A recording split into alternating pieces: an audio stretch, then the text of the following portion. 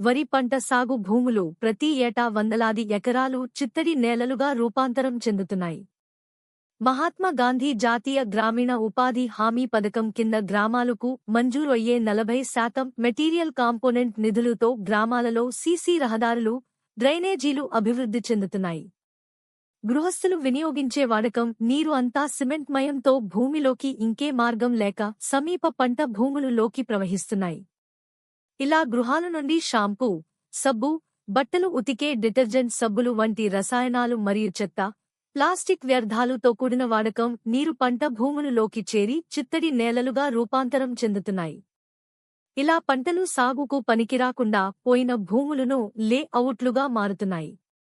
కపిలేశ్వరపురం మండలం కోరుమిల్లి గ్రామంలో గల మంగళదొడ్డు, చాకలి దొడ్డు అని పిలవబడే ఆయకట్టు భూములులో సుమారు 30 ఎకరాల వరి సాగు భూములు గ్రామం గుండా చేరిన మురుగు నీరుతో చిత్తడి నేలలుగా రూపాంతరం చెందాయి. గ్రామాల నుండి పారే వాడకం నీరు పంట భూములులోకి దిగకుండా డ్రైనేజీ వ్యవస్థను సిమెంట్తో అభివృద్ధి చేయాలని గ్రామస్తులు కోరుచున్నారు.